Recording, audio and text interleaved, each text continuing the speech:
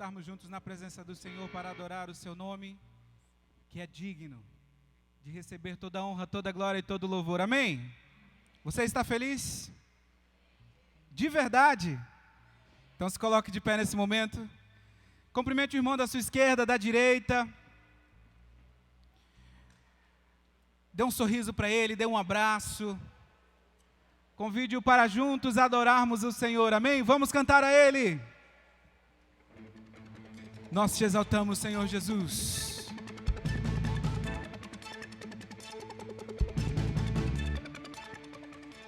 Deus está perto de nós. Vamos declarar juntos, com palmas.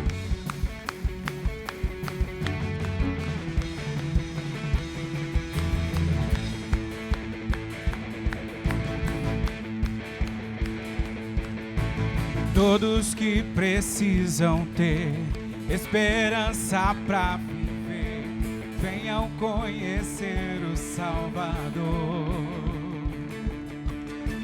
Todos que querem encontrar palavras de vida eterna, venham conhecer o Salvador. Deus está perto de nós, jogue o seu amor, reina o seu amor. Sua graça nos salvou, jogue o seu amor, reina o seu amor. Deus está perto de nós. Cantem. Todos que são de Jesus, mortos pro mundo, os vivos pra luz, venham adorar o Salvador. Todos que sabem perseverar, na fé que tudo vencerá, venham adorar o Salvador. Deus está perto de nós, chove o seu amor, reina o seu amor. Sua graça nos salvou, chove o seu amor. Deus está perto de nós.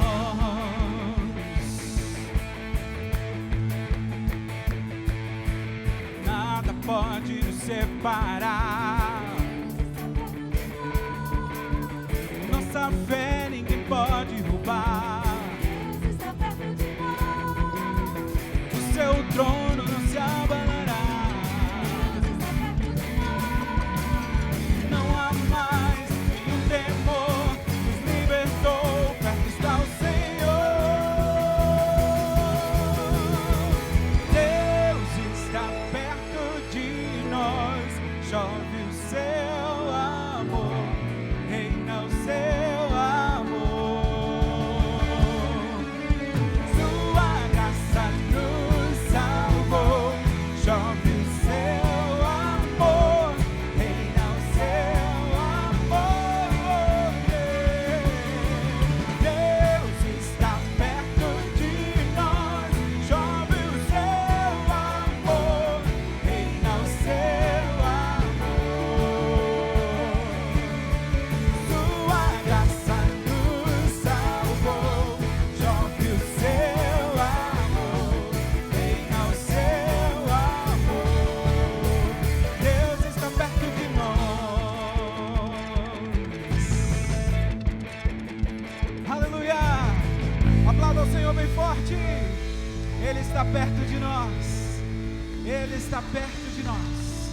Ele está às portas. E nós cantamos Hosana, Hosana ao Rei nas alturas. Aleluia.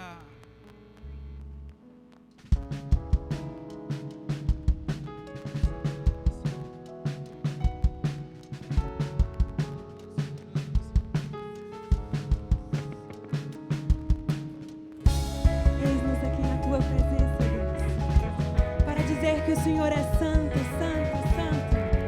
Hosana nas alturas, Pai. Hosana nas alturas.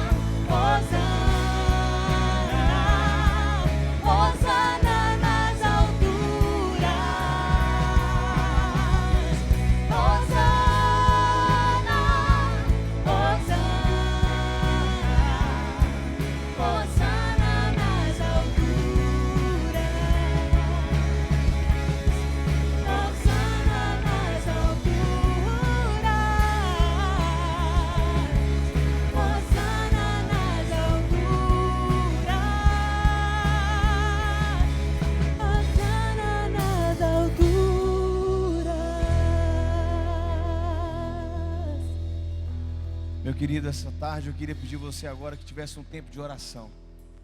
Nós com muita liberdade louvamos ao Senhor. Eu queria agora que você orasse com a pessoa que está do seu lado. Que você agora tivesse esse tempo de ministrar na vida dela uma palavra de Deus para ela. Ore por ela, talvez você não a conheça, então pergunte seu nome e com muita ousadia no Espírito Santo. Tenha um tempo de oração agora para a vida dessa pessoa, em nome de Jesus. Fale ao Senhor, ore ao Senhor.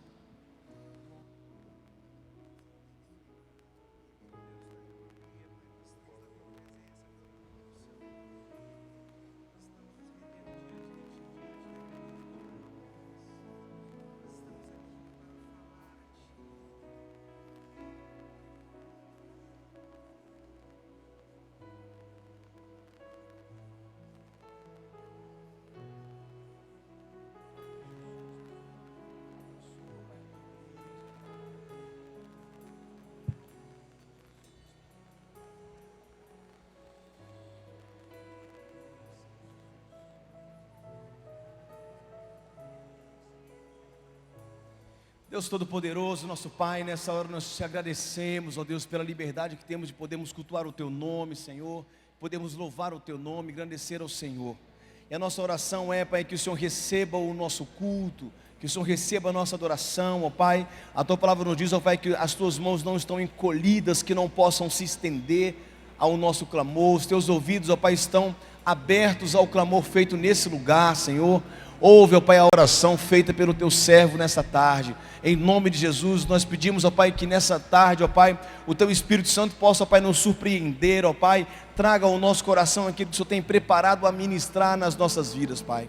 Nós te agradecemos porque o Senhor é bom, Pai. A Tua misericórdia dura para sempre. O Senhor é um Deus que tem derramado sobre nós além do que nós precisamos, do que nós pedimos ou pensamos, ó Pai. Essa é a Tua graça. Essa é a nossa oração que fazemos nessa tarde, pedindo a Tua presença e a manifestação do Teu Espírito Santo nesse lugar, falando aos corações nessa tarde, em nome de Jesus. Amém, amém. Vamos louvar o Senhor.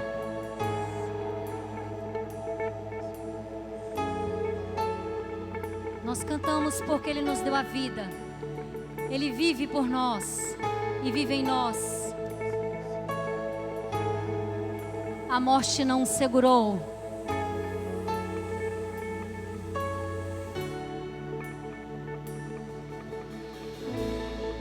A criação chorou, o sol se apagou, o nosso Salvador entregue, seu corpo ali na cruz, seu sangue derramou e carregou os meus pecados.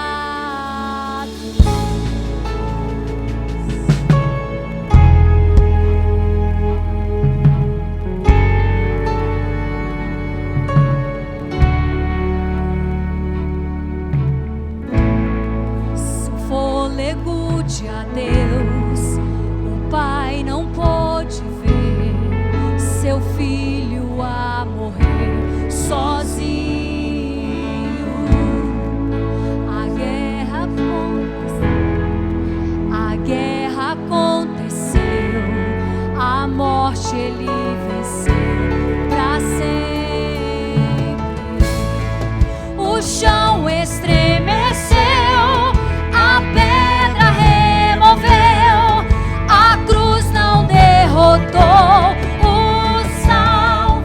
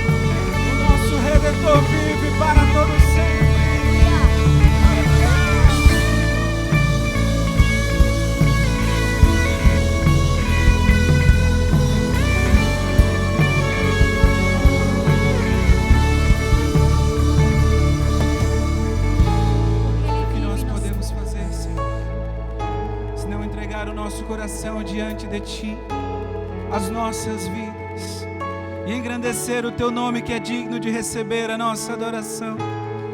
Nos rendemos a Ti, Jesus, nosso Salvador. E a Tua igreja canta. Cantamos aleluia, cantamos aleluia, cante aleluia, aleluia.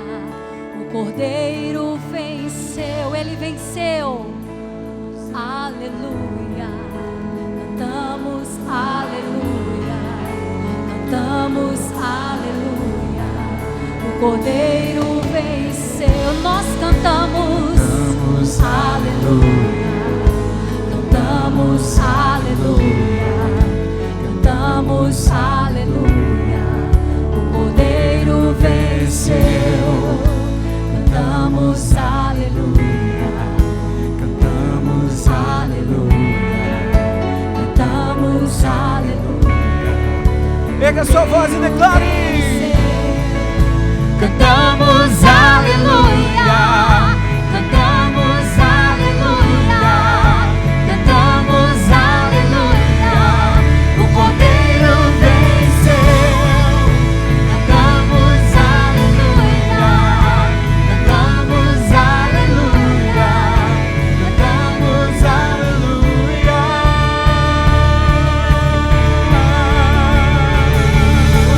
Pra sempre exaltado, pra sempre elevado,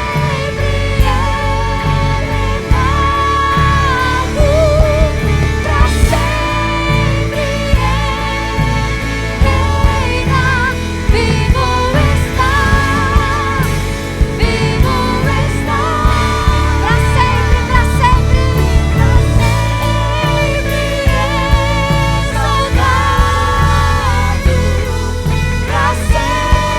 sempre elevado, pra sempre Ele reina, vivo está, vivo está.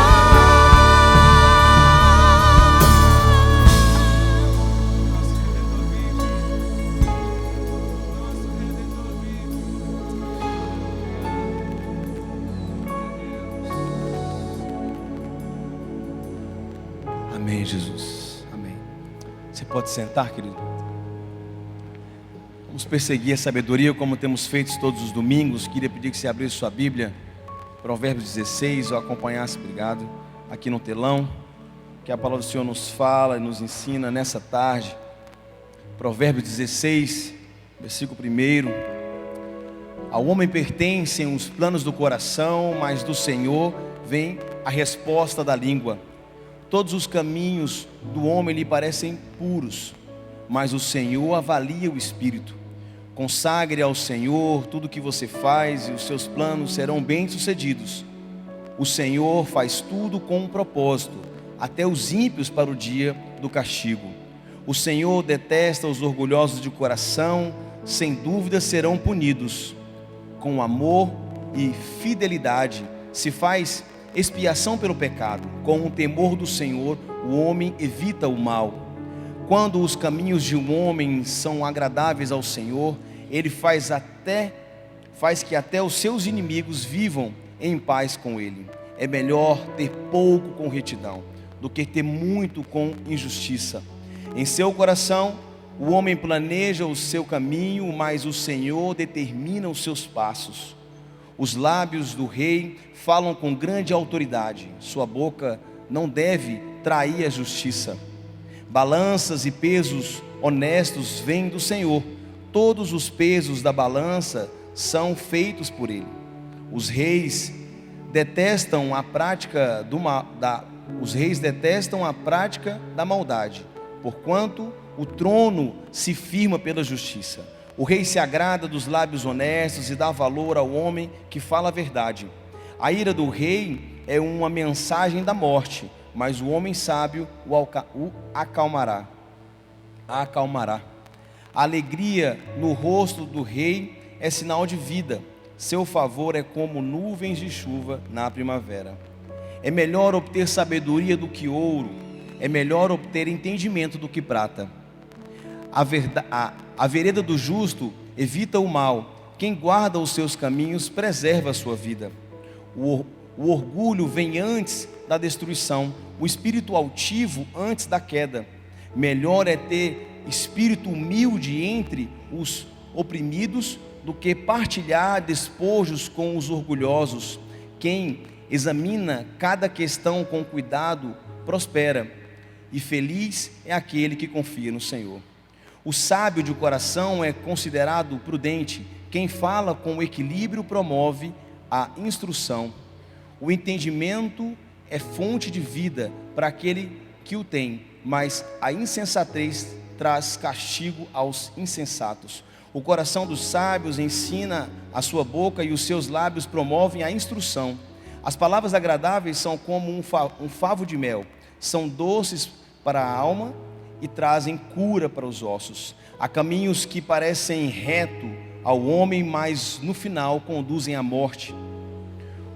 O apetite do trabalho o obriga a trabalhar, a sua fome o impulsiona. O homem sem caráter maquina o mal, suas palavras são um fogo devorador. O homem perverso provoca dissensão, e o que espalha boatos afasta bons amigos. O violento recruta o seu próximo e o leva por um caminho ruim. Quem pisca os olhos planeja o mal, quem franze os lábios já o vai praticar, né? O cabelo grisalho é uma coroa de esplendor e obtém-se mediante uma vida justa. Melhor é um homem paciente do que um guerreiro, mais vale controlar o seu espírito do que conquistar uma cidade.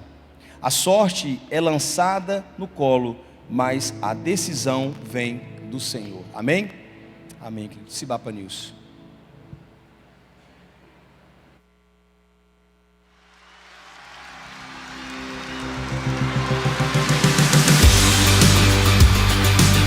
O pastor Cleito Paiva nos desafiou como igreja a adquirir um barco para o projeto Radical Amazônia. O barco custa em média R$15 mil e ajudará os missionários a chegarem com mais rapidez às comunidades ribeirinhas da Amazônia. Se você deseja contribuir com a compra do barco, preencha um envelope de ofertas com o nome Barco Radical Amazônia e coloque no gasofilácio durante os nossos cultos. A Conferência Crescer 2017 acontecerá nos dias 7, 8 e 9 de setembro no Espaço Sibapa. Receberemos participantes de todas as regiões do país que virão até aqui para aprender e compartilhar a respeito de liderança corajosa, igreja multiplicadora, visão de pequenos grupos, formação de líderes, entre outros assuntos. Teremos como palestrantes convidados os pastores Robert Lai, da Igreja Evangélica Menonitas em Curitiba, o pastor Fabrício Freitas, da Junta de Missões Nacionais, além, é claro, dos nossos pastores Valmir Andrade, Cleiton Paiva, Cleve Silva, Denis Souto e Lídia Mouro. As inscrições já podem ser feitas pelo nosso site www.cibapa.com. Liderança corajosa é igual à igreja vencedora. Participe! Os semeadores das casas de paz continuam levando esperança durante suas visitas. A primeira etapa do projeto foi concluída, mas isso não impede de continuarmos levando esperança e discipular pessoas para Cristo. Caso você queira levar os estudos a uma casa, faça o seu cadastro no site da Cibapa e busque o kit na secretaria da igreja de segunda a sexta-feira em horário comercial. Seja um semeador.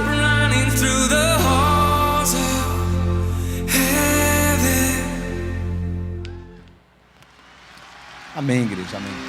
Queria pedir que você abrisse sua Bíblia em Mateus 6, versículo 33. Eu queria falar um pouco com você sobre dízimos e ofertas. Esse texto ele tem no seu início uma frase que me impacta muito. Ele fala o seguinte: Mateus 6,33 fala: busquem, pois, em primeiro lugar o reino de Deus e a sua justiça, e todas essas coisas serão acrescentadas a vocês. Eu fico só com a primeira parte. Busquem, pois, em primeiro lugar o reino de Deus e a sua justiça. buscar em primeiro lugar o reino de Deus, querido. É interessante que uma vida voltada à fidelidade no dízimos e ofertas é você entender que quando você dizime e quando você oferta, você está abençoando pessoas. Eu estou lendo um livro e tem uma frase que essa frase mexeu comigo já a semana toda. Sabe aquele que você lê e fica só a frase? Você lê um tantão de coisa e fica só a frase. A frase fala assim: a única maneira de acumular tesouros no céu é colocá-los em algo que vai para o céu. Então você tem que entender que quando você, por exemplo, hoje é a oferta do barco. Então quando você dizima, nós já conseguimos levantar 5 mil reais para fechar 13 mil para comprarmos o barco. Então quando você pensar assim, mas é só um barco? Não é só um barco. É um investimento para que a palavra de Deus chegue na vida de pessoas que são preciosas, que serão alcançadas por esse reino. E aí sim eu estou acumulando então tesouros no céu. Então você precisa entender que o exercício da fidelidade do dízimo e da oferta, ele excede muitas vezes o que nós conseguimos mensurar. Porque você não consegue mensurar, por exemplo, a necessidade aguda que existe hoje, por exemplo, no sertão, para se receber a palavra do Senhor. Os meninos chegaram lá, a oferta que foi levantada foi o suficiente para enviá-los, eles estão lá, os 14 meninos em Marcolândia, já estão mandando algumas notícias. E é incrível a expectativa e a alegria daquela cidade em receber pessoas que vão ali. Eles não estão ali, queridos, para apresentar um curso de capacitação, eles estão indo ali para levar uma palavra que vai mudar a vida de famílias naquele lugar. Essa é a dimensão da palavra. Então você não pode ficar indiferente a isso. Você não pode viver um exercício de religiosidade ao ponto de não entender a necessidade de vivermos a fidelidade no dízimos e ofertas, para que realmente nós possamos buscar primeiro esse reino e acumular tesouros através de vidas, porque vocês são eternos, nós somos eternos. Vidas, pessoas. Fala para a pessoa que está do outro lado assim, fala assim: você é eterna. Fala para ela aí: você é eterna. Fala assim: eu quero investir em você e quero investir em muitos outros. Amém, querido? Queria você ficasse em pé e que você pudesse trazer dízimos e ofertas. E a oferta do barco, você pode nominar barco Projeto Radical Amazônia, em nome de Jesus.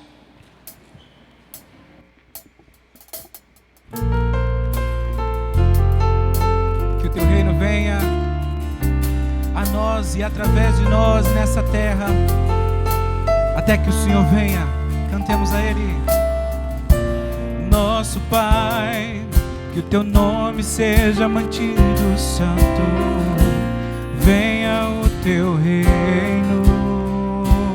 Dai-nos hoje, Senhor, dai-nos hoje o alimento necessário para viver, o pão de cada dia. Perdoa os erros que temos cometido, como perdoamos quem nos ofendeu. Não nos deixe cair em provações severas, mas livra-nos do mal.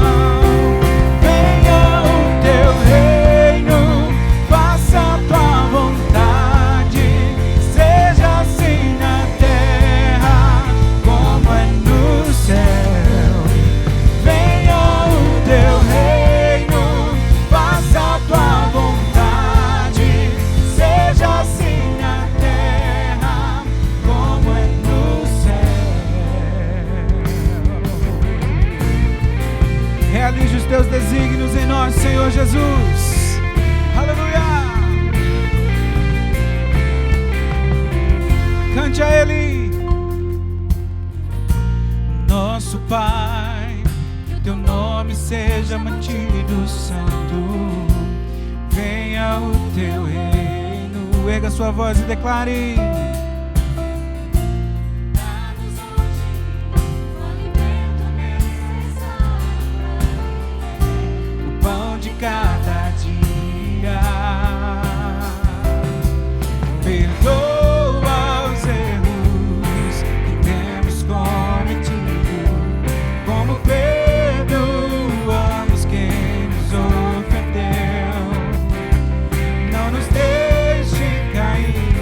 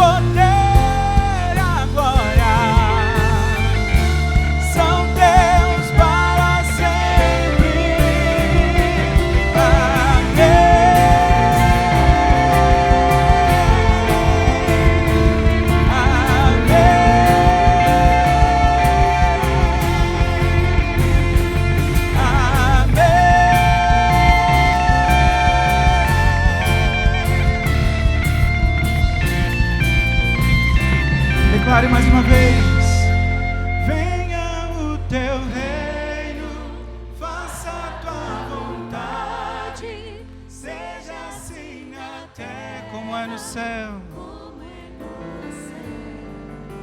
Venha o teu reino, seja assim na terra. Aleluia. Deus amado, nós te agradecemos, ó Deus, por cada dízimo e oferta trazido essa noite, ó Pai, no altar. Nós pedimos que o Senhor possa multiplicar, ó Pai, para que mais pessoas possam receber a Tua palavra, para que o Teu reino possa se expandir, ó Deus, famílias sejam transformadas, viciados sejam libertos, ó Pai, casamentos sejam restaurados, pessoas perdidas encontrem a Tua graça e percebam, ó Pai, a maravilhosa alegria que é viver uma vida abundante no Senhor, Pai. Em nome de Jesus, somos gratos ao Senhor. Abençoa a casa dos Teus servos, ó Pai. Continua, ó Pai, derramando as Tuas bênçãos sobre as suas casas, sobre as suas famílias. Essa é a nossa oração, em nome de Jesus, amém e amém. Você pode sentar, querido?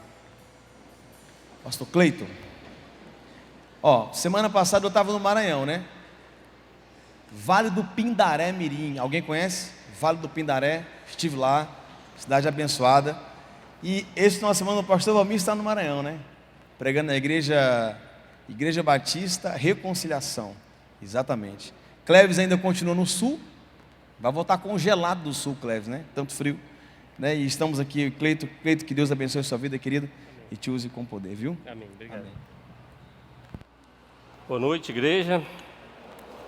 Que a graça e a paz do nosso Senhor esteja sobre a sua vida, amém? Eu queria conhecer as pessoas que estão nos visitando nessa noite. Muita gente viajando, né? A igreja está vazia. Eu queria que você ficasse em pé, você que está nos visitando. Tem alguém? Amém. Mais alguém? Amém. Amém. Graças a Deus. Você que está do lado aí, dá um abraço nessa pessoa. Seja muito bem-vindo. Essa é a casa do nosso Deus. Amém, queridos?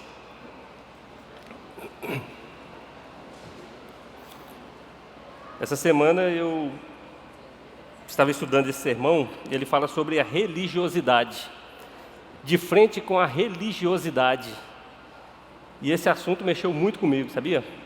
Às vezes a gente fala de religiosidade e a gente pensa de uma coisa tão distante da gente, e quando a gente vai fazer uma análise da nossa vida, a gente vê que a gente, de certa forma, a gente vive a religiosidade. E eu queria orar por você nessa noite. Queria que você curvasse sua cabeça, fechasse seus olhos. Queria que você abrisse o seu coração para ouvir a palavra do Senhor nessa noite. Esse texto, esse estudo falou muito ao meu coração. E eu creio que você está aqui não é por acaso. Você poderia estar viajando na praia, mas você veio ouvir a palavra do Senhor e Ele quer falar com você nessa noite. Deus querido, que a Tua palavra, Senhor, ache guarida em nossos corações, ó Pai. Que o Senhor venha confrontar, ó Deus, a nossa realidade, que o Senhor venha confrontar a nossa vida, Senhor, e que nós possamos ser sensíveis a ouvir a Tua voz. Que nós possamos, ó Deus, fazer uma análise da nossa vida, Senhor, e com a Tua palavra mudar, Senhor, as nossas atitudes. Somos gratos a Ti pela oportunidade de estarmos aqui nessa noite e oramos agradecidos em nome de Jesus. Amém. Amém, querido? Você está aberto para ouvir a palavra do Senhor? Amém. Mateus capítulo 16, versículo 6, Jesus ele advertiu acerca da religiosidade. Eu não sei se tem um PowerPoint, se puder projetar. Ele disse assim, ó: estejam atentos e tenham cuidado com o fermento dos fariseus e dos saduceus. Estejam atentos e tenham cuidado com o fermento dos fariseus e dos saduceus. Fariseus e saduceus são os religiosos da época. E hoje não é muito diferente. A palavra é essa: estejam atentos e tenham cuidado com o fermento dos fariseus e dos saduceus no nosso meio. Eu queria começar tentando entender o que significa religiosidade. Às vezes a gente fala assim, fulano é religioso, ou eu mesmo sou religioso, e a gente não consegue entender o que é religiosidade. Religião significa religar o homem a Deus. Mas a religiosidade, na verdade, ela cria barreiras que distanciam o homem de Deus. Religiosidade é você tentar limitar Deus ao seu padrão, ao seu estilo de vida. É como se Deus fosse algo que estivesse muito distante da nossa realidade, como se Ele estivesse lá no alto e sublime trono e nós aqui. E a religiosidade ela é uma barreira que nos impede de relacionar com Jesus, com Deus. Nos impede de ter a compreensão da dimensão de Deus e quem Ele verdadeiramente é. Nos impede de ver, dizer e de viver Deus verdadeiramente. A gente limita Deus, como se Deus fosse limitado aos nossos padrões, às nossas condições. Como se Deus fosse um Deus vingativo ou mesmo um Deus fracassado. Um Deus limitado, vingativo e fracassado. E esses são alguns sintomas da religiosidade. E a religiosidade, dessa forma, nos leva a viver uma vida espiritual hipócrita. Nós passamos a ser hipócritas. Nós falamos uma coisa e vivemos outra. Nós ouvimos a palavra de Deus, mas não compreendemos o que ela quer dizer. Ou até mesmo quando nós entendemos a palavra de Deus, nós viramos as costas àquilo e continuamos a vida do jeito que a gente quer. O religioso, geralmente, ele tem um pensamento rígido. Já viu falar na síndrome da Gabriela? Nasceu assim, cresceu assim e vai morrer assim. É a síndrome da Gabriela. O religioso, ele tem esse pensamento rígido. O religioso, geralmente, ele sofre de uma orfandade espiritual. O que é isso, orfandade espiritual? É aquilo que eu falei, Deus, ele é soberano lá no alto e sublime trono, mas não se relaciona com Deus como Pai. Isso é a orfandade espiritual. Ele é Deus, soberano, mas Ele não é meu Pai. Eu não tenho intimidade com Ele. Eu não deito no colo dEle, converso com Ele. Eu não choro na presença dEle. Isso é sintoma também da religiosidade. O religioso, geralmente, ele tem uma ausência de alegria. Ele não está alegre com tudo que está acontecendo na igreja. Ele não se alegra em estar na casa do Senhor. E a palavra do Senhor diz, alegrei-me quando me disseram, vamos à casa do Senhor. O religioso, geralmente, ele cria padrões e ele estabelece para as pessoas aquele padrão. Se as pessoas não enquadram naquele padrão, as pessoas são desviadas, as pessoas são isso, são aquilo, começa a criticar. Geralmente, o religioso, ele é um murmurador. Murmura de tudo que acontece na igreja. Tudo. Ele está murmurando. Ele murmura se a luz está apagada, murmura se está saindo fumacinha na igreja. Ele murmura de tudo. Para ele, o estereótipo é o que vale. E o seu coração, na verdade, ele fica distante da presença de Jesus, da presença de Deus. Geralmente, o religioso, ele é hipócrita. Geralmente, o religioso, ele tem um legalismo acentuado. Tem uma palavra de condenação na ponta da língua. Qualquer coisa que você faz, tem uma palavra de condenação, até mesmo extraída da Bíblia. Porque é assim que o fariseu age, extraído da Bíblia. Talvez o religioso, ele pense assim, não, já aconteceu com alguns aqui, com vários, a gente pensa a programação da igreja e tem um evento face a face, o evento face a face ele é fantástico. Quantas vidas têm sido restauradas no face a face? Aí o religioso ele fala assim, eu não preciso fazer face a face. Eu já tenho 10 anos de crente, 20 anos de crente, 30 anos de crente, por que eu tenho que fazer face a face? E ele não consegue compreender o que Deus tem feito na vida das pessoas que passam pelo face a face e pode ser o diferencial na vida dele. Mas ele fala que ele não precisa de fazer o face a face. Como se tivesse algo místico nisso, como se tivesse algo, não sei, talvez ele tenha medo de fazer o face a face, não é verdade? E ser mudado. O religioso, geralmente, ele inventa uma desculpa para não participar das programações da igreja. Nós temos a festa das águas, uma festa linda que acontece. Aí aquele legalista, o religioso, fala, não, aquilo é um absurdo. Agora qualquer um batiza na igreja. O líder de pequeno grupo está batizando. Não entende o que está acontecendo. Ele está vendo, vê a bênção que está sendo, vê quantas pessoas estão sendo impactadas, mas ele não consegue entender e às vezes nem quer entender aquilo que está acontecendo. Ele apenas critica. Fala, não, eu não preciso participar disso, eu não vou participar disso. Geralmente o religioso, ele vê, mas ele não concorda com alguns tipos de programação, com as celebrações que acontecem na igreja. A maneira de se vestir condena se você é um religioso ou não, porque geralmente o religioso ele critica. Ah, o irmão entrou de bermuda na igreja, que absurdo. Não é crente não, está de bermuda na igreja, ou está com boné, ou assovia na igreja, ou, enfim, luzes na igreja. O religioso é aquele que está pronto a criticar. E durante muito tempo eu fui religioso, eu não tinha relacionamento com Jesus e isso faz parte do meu testemunho. Se você quiser ouvir, vai no face a face que a gente conta ele lá no testemunho. Não faltar ao culto, para ele o culto da Santa Ceia é sagrado. Ele não pode faltar ao culto da Santa Ceia. Não participa de mais nada na igreja, mas no culto da Santa Ceia ele está lá para participar da Santa Ceia. Como se a Santa Ceia fosse o ápice da religiosidade dele. Ele participa, às vezes, como crítico e não como um faminto de Deus. O religioso, ele não tem prazer em ler a Bíblia. Ele não tem prazer em abrir a Bíblia e ler, e faminto ali, entendendo aquilo que a Bíblia está falando. Ele se contenta com aquilo que o pastor fala aqui no domingo, fala na quarta-feira. Aí aquele é o alimento dele. Ele vai para casa e a semana toda com este alimento. O religioso, geralmente, ele é desnutrido espiritualmente. E é perigoso morrer de inanição, morrer de fome. Porque assim como o seu corpo tem que se alimentar todos os dias, o seu espírito, a sua alma tem que se alimentar todos os dias.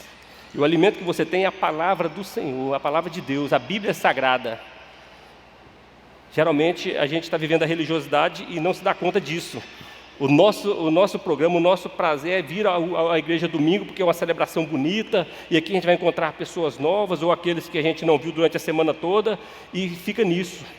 O religioso, geralmente, ele se contenta em fazer missões, em evangelizar através do WhatsApp, Facebook, palavras de autoajuda, aquelas frases prontas, e aquilo ali é o alimento dele da semana toda, é o alimento dele do mês, entra ano, sai ano, e aquele é o alimento. O religioso, ele não tem o poder de impactar outras vidas, porque as pessoas olham para ele e vê que ele não vive aquilo que ele fala. E um religioso, geralmente, ele condena em público aquilo que ele pratica em secreto. Ele condena o irmão que está fazendo alguma coisa, mas ele, no seu particular, ele pratica. Geralmente o religioso, ele condena que as pessoas não estão lendo a Bíblia, mas ele também não lê a Bíblia. Ele é bom para condenar, mas no seu secreto é aquilo que ele pratica. O religioso, ele é ortodoxo na doutrina, mas ele é herege na conduta. É legalista. O religioso é aquele que não está aberto a mudanças, não está aberto a entendimentos. E sempre a gente fala aqui, o pastor Valmir fala muito sobre isso, princípios são imutáveis. A liturgia muda. Instrumentos no som da igreja variam, mudam. Mas o legalista, o religioso, quando entra uma bateria no culto, é um absurdo, é uma bateria no culto, e é uma polêmica terrível, porque a bateria vai abalar a espiritualidade dele, o relacionamento dele com Jesus. E Jesus nos explica o perigo da religiosidade quando ele fala justamente isso, que estejais atentos ao fermento dos fariseus e dos saduceus. Estejais atentos a isso.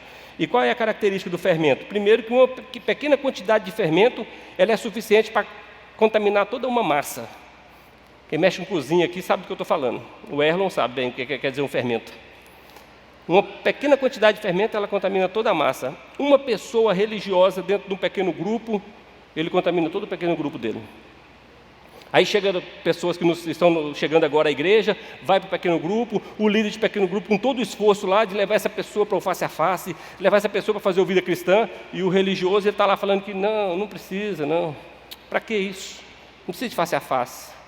Não sei por que tem vida cristã para entrar na igreja. E ele contamina todo o seu pequeno grupo. É de difícil discernimento e tem alto poder de influência. Geralmente o religioso é bom de lábia. O religioso geralmente ele tem fundamentos, ele busca na Bíblia fundamentar a sua posição. E ele é forte na sua decisão e ele é rígido. Ele produz crescimento nocivo e até mesmo morte espiritual. E eu pergunto para você, quem foram os primeiros a entregar Jesus para ser crucificado? Mateus capítulo 26, versículos 3, diz que foram os principais dos sacerdotes. Foram os religiosos daquela época que entregaram Jesus para ser crucificado. Quem foram os primeiros a cuspir no rosto de Jesus? Mateus capítulo 26, versículo 66, diz que foi o sacerdote do Sinédrio, o primeiro a cuspir no rosto de Jesus. A quem Jesus direcionou as palavras mais duras de condenação durante o seu ministério? Aos fariseus. Chegou a chamar de sepulcros caiados, hipócritas, raças de víboras. Sepulcro caiado, se você vai no cemitério, você vê aqueles jazigos lá, aquelas construções bonitas lá, pintadinha por fora, isso é que é sepulcro caiado, mas por dentro é morte, por dentro é carniça. O religioso ele é assim, por fora ele é bonitinho, se veste engomadinho, mas por dentro ele é podre, a podridão. E isso que Jesus condenava. O que importa é o seu interior, o seu relacionamento com Deus, isso vai refletir no seu exterior. Eu não estou falando aqui que Jesus é açougueiro, que ele queria só o seu coração e não ligasse para o resto. Você tem que se portar dignamente, você tem que se vestir adequadamente, mas se o seu coração não estiver quebrantado, não estiver na presença do Senhor, não é o seu exterior que vai fazer diferença. E o religioso, ele preza muito pelo estereótipo, aquilo que está no exterior. E ele não avalia aquilo que está dentro do seu coração. As palavras mais duras de Jesus foram direcionadas aos fariseus e aos saduceus. Eu queria que você abrisse sua Bíblia em Lucas capítulo 7, versículo 36 aos 50. Esse texto ele vai nos trazer claramente a diferença entre o religioso e aquele que se relaciona com Jesus. O religioso que está pronto a criticar, a acusar, mas aquele que está pronto a se derramar na presença do Senhor, entregar sua vida a Ele. Lucas capítulo 7, versículo 36.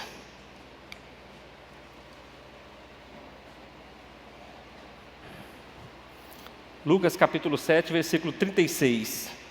O texto diz que Jesus foi convidado por um fariseu para jantar em sua casa.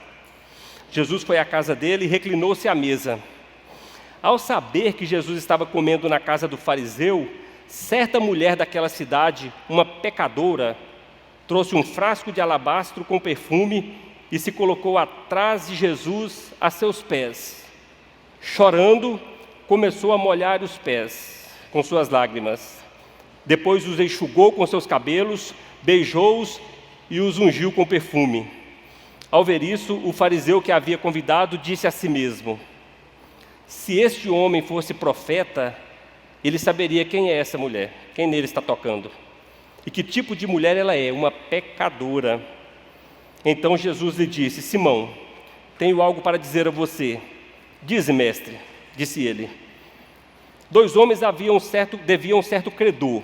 Um lhe devia 500 denários e o outro 50 denários. Nenhum dos dois tinha com que pagar. Por isso perdoou a dívida de ambos. Qual deles o amará mais? Simão respondeu: suponho que aquele a quem foi perdoada a dívida maior.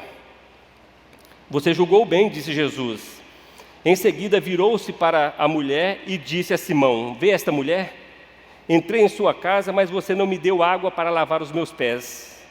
Ela, porém, molhou meus cabelos com as suas lágrimas e os enxugou com os seus cabelos. Você não me saudou com um beijo, mas esta mulher, desde que entrei aqui, não parou de beijar os meus pés. Você não ungiu a minha cabeça com óleo, mas ela derramou perfume nos meus pés. Portanto, eu digo, os muitos pecados dela foram perdoados, pois ela amou muito.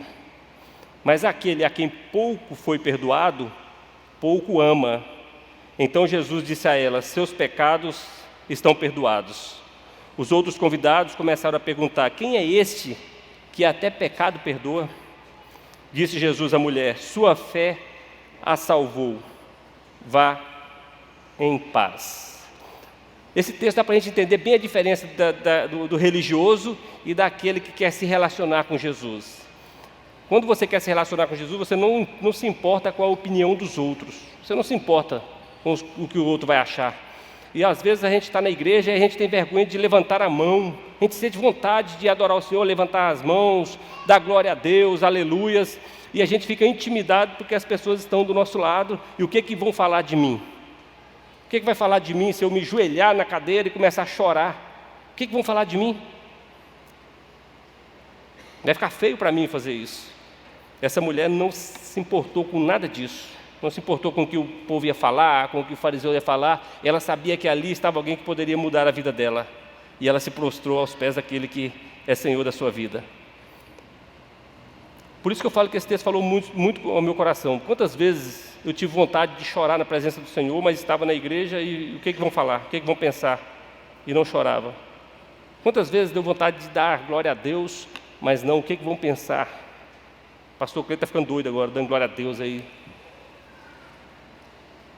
O texto diz que, o versículo 38, a parte A, diz que chorando começou a molhar os seus pés. É isso que Jesus quer lhe mostrar nessa noite. Os seus pensamentos facilmente tornam-se fortalezas, e as fortalezas são destruídas através do arrependimento. Sem arrependimento, não há restauração. Sem arrependimento, não há perdão de pecados. Sem arrependimento, não há libertação. Porque arrepender de quê? Se você se julga que não é pecador, o fariseu é assim, o fariseu ele ora assim, enquanto o gentil está orando lá, Senhor, perdoa os meus pecados, porque eu sou isso, eu sou aquilo, eu não sou digno. O fariseu não, ele fala assim, Senhor, obrigado porque eu não sou como ele, obrigado porque eu sou religioso, obrigado porque eu oro, obrigado, mas ele não tem pecado para ser perdoado. E você, tem pecado para ser perdoado nessa noite?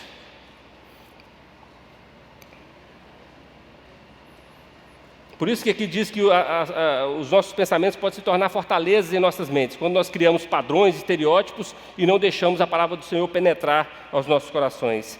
Se os seus pensamentos não são submetidos à mente de Cristo, eles com certeza, fatalmente, se tornarão fortalezas em suas vidas. Não adianta pensar, racionalizar, enrijecer. Você precisa chorar, se quebrantar na presença de Jesus. As lágrimas lavam a alma da sujeira acumulada pelo orgulho, pela prepotência e pela arrogância. Qual foi a última vez que você chorou na presença do Senhor? No seu quarto, no seu particular? Que você tem colocado, derramado a sua vida a Ele, falado dos seus dilemas, dos seus problemas, e tem chorado, tem sentido a presença do Senhor. É isso que Ele aguarda, é isso que Ele quer de mim e de você.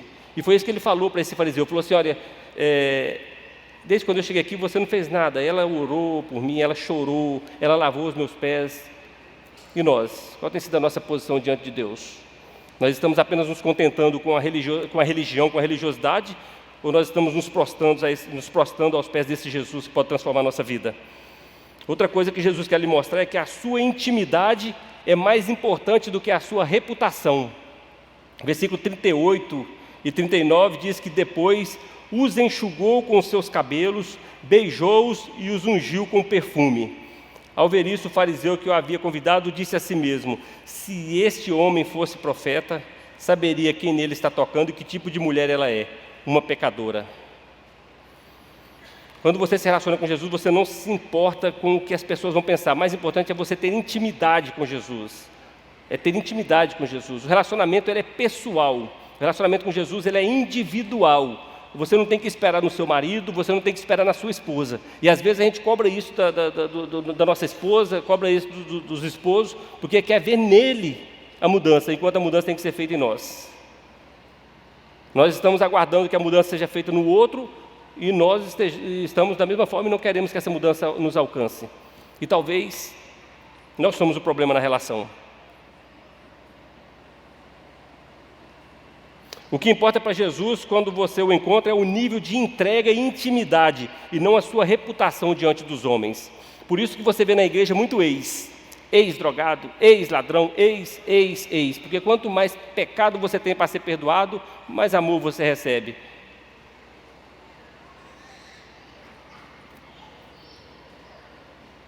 Quem vive para manter sua reputação é escravo da mentira. Quem vive para manter a sua religiosidade, quem vive para manter aquele padrão de religioso, ele é escravo da mentira, ele é escravo do orgulho, porque ele não consegue se derramar na presença do Senhor, ele não consegue rasgar o seu coração. Para sustentar o orgulho é necessário mentir ou omitir, mas isso nunca resolve o problema. O religioso ele não consegue se relacionar com Jesus, o religioso ele não consegue entender. Ele fala, se este homem fosse profeta, ele saberia quem é essa mulher. Se esse homem fosse, ele saberia o que ela faz, saberia quem ela é. E para você, quem é Jesus? Ele é um profeta? Para você, quem é Jesus? Aquela mulher, ela não interessava o que os outros falavam dela, não interessava para ela o que os outros pensavam de Jesus. O que interessava era quem Jesus era para ela. Ela sabia quem Jesus era. Ela sabia que Jesus poderia mudar o quadro dela. Ela sabia que Jesus poderia mudar a história dela. E a alegria daquela mulher foi tremenda, que ela se prostrou aos pés de Jesus, sem querer saber o que vão falar, não quer nem saber o que vão falar de mim. Ela foi na casa do fariseu e se prostrou aos pés de Jesus, porque sabia que Jesus estava passando ali.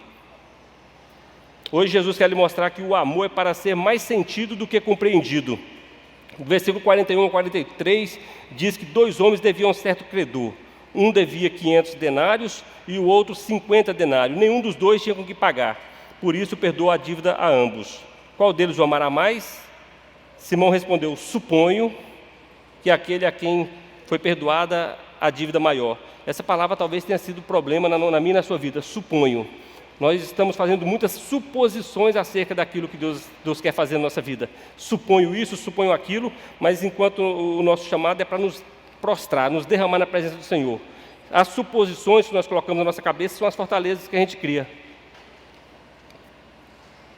Nossa vida é cheia de suposições, nossa vida é cheia de racionalização das coisas. E às vezes a gente tem que ser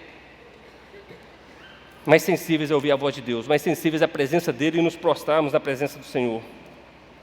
Tentamos entender tudo, compreender o porquê de tudo e não conseguimos amar e ser amado como convém.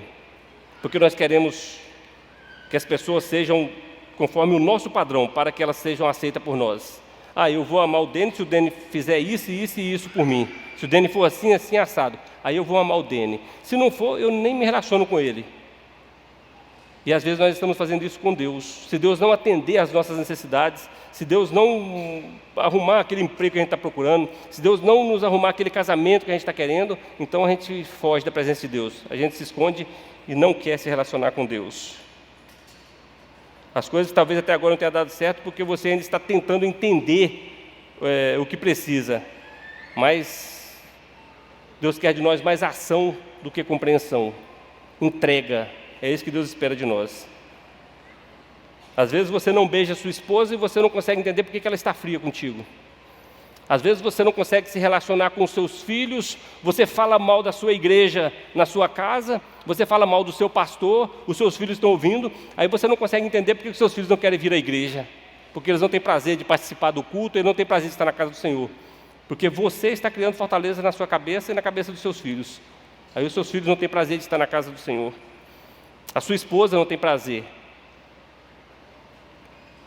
O religioso, ele condena em público aquilo que ele pratica em secreto. Jesus hoje quer te mostrar que o perdão faz sentido para aqueles que admitem precisar dele apenas. Se você se julga que não é pecador, se você se julga santo demais, você não precisa de perdão. E é o perdão que vai transformar a sua vida. É o perdão que vai restaurar os seus relacionamentos. É o perdão que vai fazer com que você sinta e viva a presença de Deus.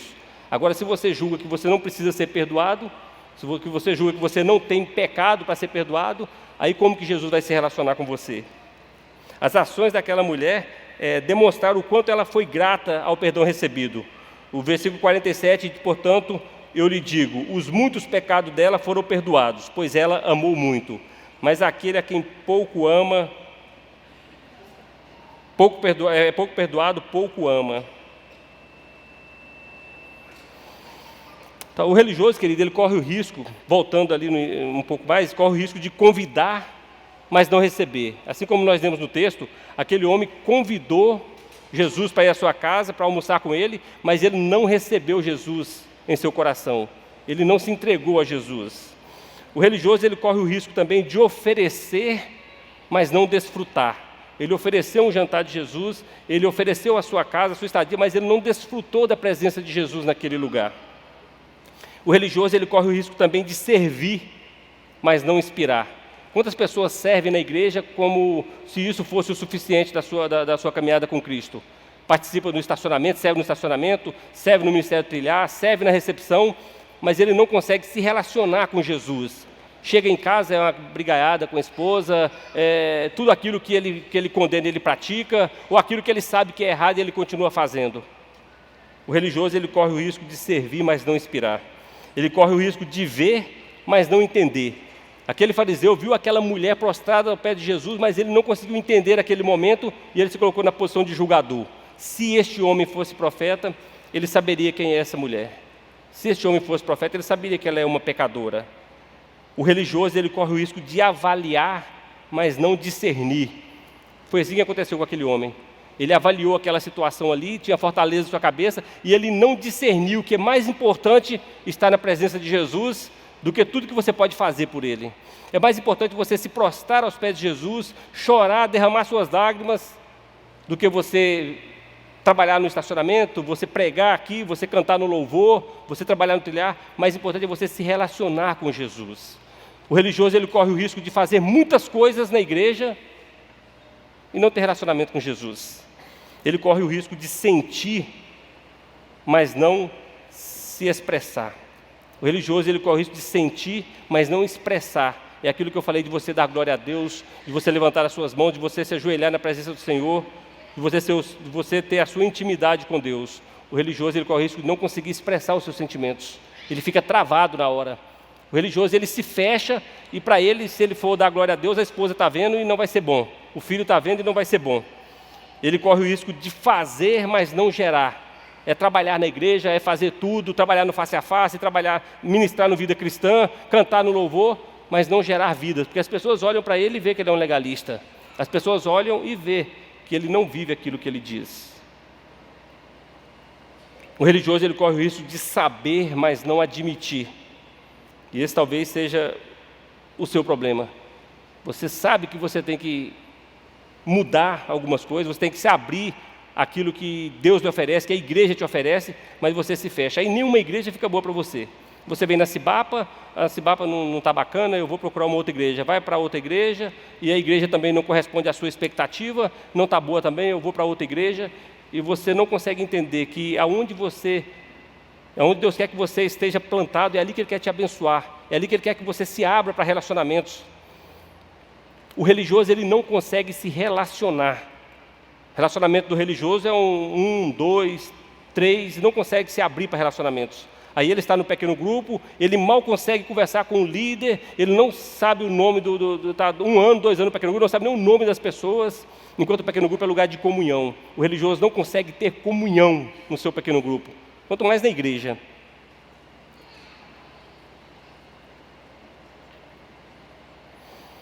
Talvez você esteja ainda hoje convertido a uma religião, mas não a Jesus Cristo de Nazaré. Talvez você entendeu que é bom estar na igreja evangélica, talvez você entendeu que é bom estar na Cibapa, participar dos cursos da Cibapa, mas você ainda não conseguiu entender que Jesus Cristo de Nazaré é Senhor da igreja. Jesus Cristo de Nazaré quer ser Senhor da sua vida e se relacionar com Ele. Talvez você não conseguiu entender isso. Talvez você se coloque na posição de servir. Não, eu quero servir na igreja. Mas mais importante do que você servir na igreja é você se prostrar na presença do Senhor e Ele mudar a sua vida. Isso é que é mais importante. E com isso você conseguir se relacionar. Nós pregamos a teologia relacional. Se você está na Cibapa e você não consegue se relacionar, você não está em comunhão. Se você está na Cibapa e você não está em um pequeno grupo em comunhão, no pequeno grupo, você não está em comunhão com a igreja. Mas o religioso, ele não entende isso. Ele fala, não, eu não preciso de estar no pequeno grupo para eu ter comunhão. Como não? Você não consegue, você não vai ser pastoreado numa igreja desse tamanho se você não estiver no pequeno grupo. As pessoas que estão no pequeno grupo, quando caem num problema de enfermidade, o pequeno grupo está lá junto. Numa situação grave de óbito, o pequeno grupo está junto. Na festa de aniversário, o pequeno grupo está junto. No casamento, o pequeno grupo está junto. É o pequeno grupo que é o lugar da comunhão. É no pequeno grupo onde você pode se revelar. É no pequeno grupo que as pessoas têm que conhecer você e saber que você é bênção na vida delas e que elas querem se relacionar com você. Aqui você vem na igreja, chega às 17h30, ouve a ministração, às vezes você conversa com 2, 3 pessoas ali fora, ou não, já entra no carro e vai embora, e só domingo que vem. É muito pouco, não é isso que Jesus quer de você. Você não está aqui para isso, você está aqui para se relacionar com pessoas, para a riqueza que o pastor Dene falou aqui, acumular riqueza no céu. O que vai para o céu é gente, e as pessoas têm que ir impactadas pelo seu estilo de vida, pela sua forma de ser, e não pela sua religiosidade. Talvez você tenha aceitado a igreja no seu coração. Talvez você esteja fiel ao pequeno grupo. Fala, não, eu participo do pequeno grupo, eu gosto do pequeno grupo. Mas você não entendeu que Jesus Cristo quer se relacionar com você. Mais do que a igreja, mais do que pequeno grupo, mais do que atividades da igreja, é entregar o seu coração a Jesus. É ouvir Jesus falar com você. É sentir a presença do Senhor. É se alimentar da palavra, é ter alegria em estudar a palavra de Deus. É ter alegria em servir na casa do Senhor. Talvez você esteja acomodado se relacionando com pessoas da igreja, mas não com o dono da igreja. Talvez você tenha uma meia dúzia de amigos na igreja e acha que isso é o suficiente. Mas se Jesus Cristo não for presente na sua vida, você não vive a alegria da salvação. Você não tem vida abundante que a palavra do Senhor nos oferece. A palavra do Senhor nos oferece vida em abundante. Às vezes a gente vive de migalhas. Às vezes a gente tem uma vida espiritual fracassada e não consegue entender por quê. Mas por que minha vida é fracassada se eu vou à igreja aos domingos? Por que minha vida é fracassada? É porque você não entendeu que você não foi chamado para ser um religioso. Você não foi chamado para visitar a igreja. Você foi chamado para ser a igreja do Senhor Jesus. O Espírito Santo de Deus, ele habita no seu coração e ele quer que você produza alegria da salvação. Ele quer que você sinta a alegria da salvação e dessa forma você consiga impactar outras pessoas. Aí sim a sua vida começa a ter um motivo. Eu vou impactar a vida de outras pessoas. Aí você tem prazer em falar de Jesus, você tem prazer em orar, você tem prazer em cantar, você tem prazer em compartilhar aquilo que Deus faz na sua vida. O religioso, ele não tem isso. A graça de Deus, ela está disponível e acessível para qualquer pessoa. Está disponível para você hoje alcançar a graça de Deus. Deixar de ser legalista e viver a graça, a plenitude da graça de Deus. Para aqueles que admitem, a graça de Deus ela é para aqueles que se admitem e se arrependam. Nesse caso, há perdão, remissão de pecados e muito amor. Jesus Cristo disse àquela mulher: a sua fé te salvou, vá em paz. A sua fé te salvou, não são as suas obras, não é a sua religião, não são os seus bens, não é a oferta que você deu aqui para o barco missionário, é a sua fé que te salvou. É a sua fé que te salvou. E Jesus quer que você vá em paz, que você viva em paz. Mas você só vai conseguir isso se você se entregar a Jesus, se você se prostrar aos pés de Jesus, se você se derramar na presença dEle, se você se permitir chorar na presença do Senhor. Se você não tiver a sensibilidade para ouvir a voz do Senhor, se você não estiver disposto a se relacionar com Ele, você é um religioso. Você se relaciona com a igreja, você se relaciona com a liturgia, você se relaciona às vezes com a estrutura que foi proposta para você, mas você se tornou um religioso. Enquanto Jesus quer que você se prostre nos seus pés, que você chore aos seus pés, que você beije os pés de Jesus. Jesus quer que você ouça a sua voz e se relacione com Ele. Como que eu posso fazer isso, pastor? Abrindo o seu coração e pedindo ao Espírito Santo de Deus que te mostre onde que você tem que mudar. Qual o ponto da religiosidade tem te prendido? Qual o ponto do legalismo tem te prendido? E você falar para Jesus: eu quero me relacionar com o Senhor. Eu não entendi muita coisa que esse pastor falou não, mas ele falou que é possível se relacionar contigo. Eu quero me relacionar com o Senhor. E Jesus Cristo vai se relacionar contigo. Basta que você abra o seu coração para Ele. Basta que você se coloque na posição e que você se arrependa dos seus pecados. Se você não estiver disposto a reconhecer os seus pecados e a se arrepender dos seus pecados, não tem como Jesus se relacionar contigo. Mas quando você entende que você é pecador, quando você entende que você tem muitos pecados, aí Jesus perdoa os seus pecados confessados e a sua história muda. Você deixa de ser um religioso e passa a ser amigo de Jesus. Você não foi chamado à servidão, você foi chamado para ser amigo de Jesus. Você não foi chamado à escravidão, você foi chamado à liberdade. E essa liberdade está em Jesus Cristo de Nazaré. Para concluir, querido, eu queria falar para você que você pode ser salvo da sua própria religiosidade. Às vezes a gente fala de salvação e a gente já direciona para a vida eterna, salvação e morar no céu. Mas você tem que ser salvo de você mesmo. Você tem que ser salvo da sua religiosidade, você tem que ser salvo dos seus conceitos, dos seus preconceitos, para que você possa se relacionar com Jesus. Podemos ser livres da escravidão, do pecado e da religiosidade. Eu queria que você ficasse em pé, curvasse sua cabeça. Eu não sei como você chegou aqui hoje. Talvez não fosse essa palavra que você esperava ouvir. Talvez você tinha outras pretensões. Hoje o número de evangélicos no Brasil é muito grande. E a realidade social não tem mudado. O número de evangélicos no Brasil se eu não me engano, quase metade da população brasileira é evangélica, mas existe a bancada dos evangélicos que tem gente sendo preso por corrupção. Na nossa cidade, no trânsito, numa fila do banco, no nosso particular, nas nossas transações, talvez nós tenhamos sido religiosos, mas a nossa prática depõe contra a nossa fé. Eu queria orar por você, para que você deixasse, se você assim entender que é um religioso, ou que algumas coisas que foi falado aqui é comum a você, eu queria orar para que você colocasse na presença do Senhor, falar: Senhor, perdoa, eu quero me relacionar contigo, eu quero abrir mão de tudo isso. Feche seus olhos. Eu queria que você orasse, você apresentasse ao Senhor. Eu não conheço o seu coração, eu não trouxe palavra de condenação para você. Essa palavra aqui ela é de libertação, é de graça. É da graça do nosso Senhor sobre a sua vida. Mas ela só vai te alcançar se você estiver disposto a abrir mão de alguma coisa na sua vida. Abrir mão do pecado de estimação, abrir mão de algum ídolo que você tem e falar para Jesus, Jesus, eu preciso de libertação nessa área. Eu tenho vivido a religiosidade, mas eu não tenho me relacionado contigo, Jesus. Fala para Ele. Fala, Jesus, eu quero me relacionar com o Senhor. Eu quero que essa palavra que esse pastor falou aí me alcance e mude a minha vida.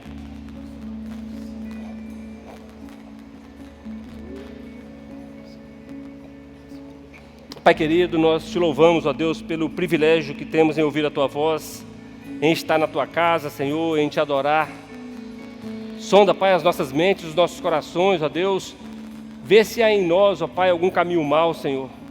Guia-nos, ó Deus, pelo caminho da verdade, pelo caminho de paz, de santidade, ó Deus. Sonda os nossos corações, vê se há em nós hipocrisia, Pai. Vê se nós estamos fazendo no secreto, ó Pai, aquilo que nós queremos que as pessoas façam também. Tira de nós toda a religiosidade, tira de nós toda a hipocrisia, tira de nós, ó Deus, toda a rebeldia contra a Tua palavra, e que nós possamos, ó Pai, fazer como aquela mulher, Senhor, nos prostrar aos Teus pés, chorar, ó Deus, na Tua presença, derramar os nossos corações, ó Deus. Não permita que sejamos como os fariseus, ó Pai. Não permita, Pai, que nós venhamos nos colocar na posição de julgador, ó Deus, de juízes, mas que nós possamos, ó Deus, reconhecer os nossos erros, os nossos pecados, as nossas falhas, que nós possamos nos entregar verdadeiramente a Ti, Senhor. Perdoa os nossos pecados, perdoa as nossas falhas, Senhor. Receba o nosso louvor, a nossa adoração, em nome de Jesus. Amém. Vamos louvar o Senhor?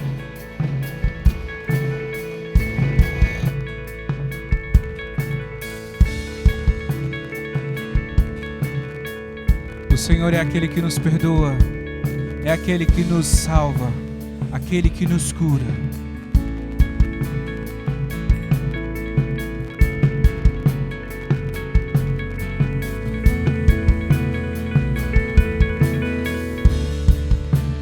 Todos necessitam de um amor perfeito, perdão e compaixão. Todos necessitam de graça e esperança, de um Deus que salva.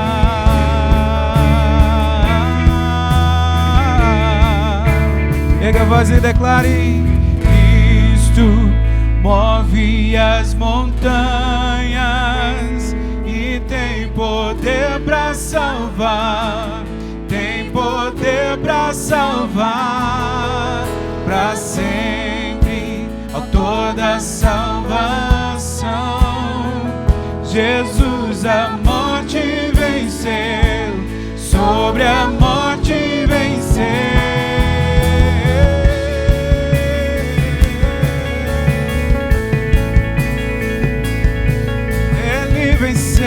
Por nós,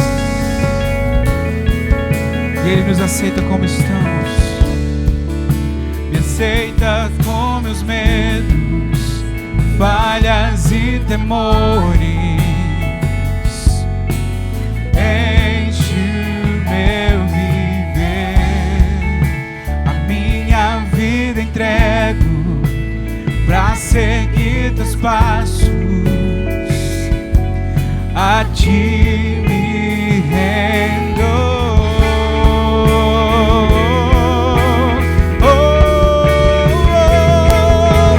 Cristo move as montanhas e tem poder para salvar, tem poder para salvar, para sempre, autor da salvação.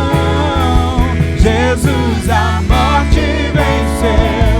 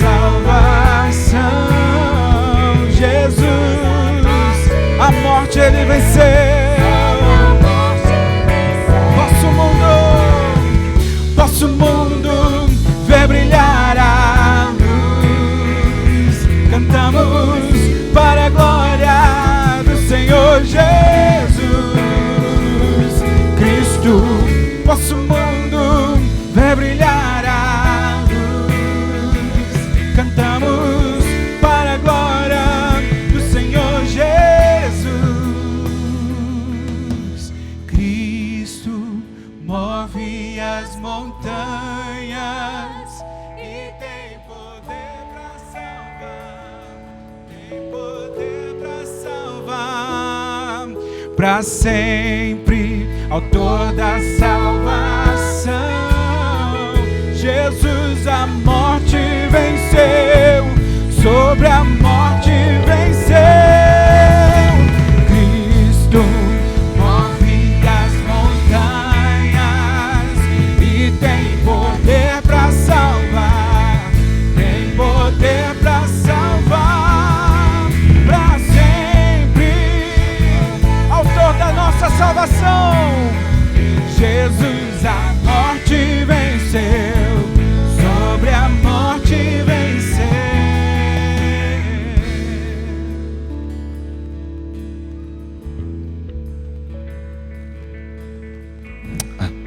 Amém, igreja. Glórias a Deus.